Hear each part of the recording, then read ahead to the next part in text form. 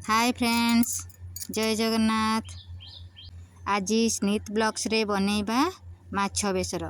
देखंतु मु माछ को प्रथमे मैरिनेट करी रखी नहीं किछि समय पूर्वरु। आउ से माछ गुडी को एबे मु कड़ाई रे फ्राए करी दउची। माछ गुडी को फ्राए हे सारिबा परे आमे प्रस्तुत करिबा माछ बेसर। चलंतु आमे प्रस्तुत करिबा माछ बेसर।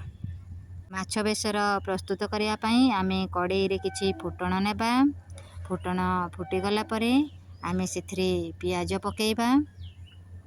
पियाज भाजी हे गला परे आमे देखंतु पियाज भाजी हे गला परे अल्प किछि भाजी हे गला परे आमे सेथरे लंका गुंड पकेइबा, जो द्वारा कि माने ग्रेवी रे हमर कलर भल आसियो माछ तरकारी रे। सेहिति पई आमे पियाज भाजीबा समय रे ही लंका गुंडटी पकाउचंती।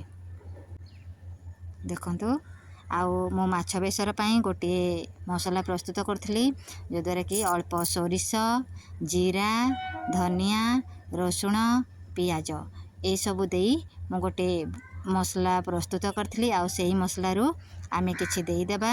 तापरे मसला गुंड, हळदी गुंड, किछि कस्तूरी मेथी देई आमे एबे कसी देबा। मसला गुडी को देखंतु मो को भली भाबरे कसुची। मसला कसिबा भितरे जदि स्वाद अनुसार आमे जदि लूण देई देबा ताहाले कोन हेबो ना मसलाडा भल भाबरे कसी हे जिवो। आउ सेथिरे अल्प किछि टमाटो मध्य देबा। आमे परे आंबुल भी देबा, जो द्वारा कि माछ बेसर रे गोटे खटार स्वाद आसीबो। आउ बेसर आउ खटार कॉम्बिनेशन आपण माने तो भल भाबरे जानिथिबे ताहा केते स्वादिष्ट। एबे चलंतु मसलाटी कसी हे जाईची, ता भितरे आमे पकेई देबा माछ गुडी को।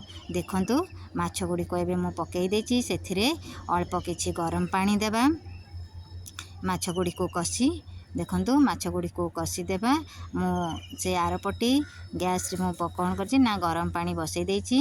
सेही पानी रु आमे गरम पानी रे ही माछ तरकाटी प्रस्तुत करिबा, जो द्वारा कि हमर माछडा जो कंचा पानी देले जो पांचिया अंशडा रहे सेही पांचिया अंशडा रहिबनी। सेहिति पई देखंतु मु गरम कणी रखिथिली पानी, सेहिटी को मु एबे देई देची। देखंतु पियाज संगरे भाजीबा द्वारा कलरटा केते सुंदर हेची। एबे मु हमर आंबुल खंडे पकेई देली।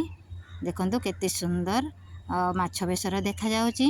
आउ एबे हम प्रस्तुत हो जाइची। देखंतु माछ बेसर केमिति फुटी जाइची। देखंतु एबे हमर प्रस्तुत हो जाइची माछ बेसर। स्वादिष्ट माछ बेसर। सांग माने केमिति लागिला मते निहाती कमेंट करी जणाइबे। आउ जदि वीडियोटी भल लागला ताहाले लाइक टे मध्य करि देबे। धन्यवाद सांग माने। जय जगन्नाथ।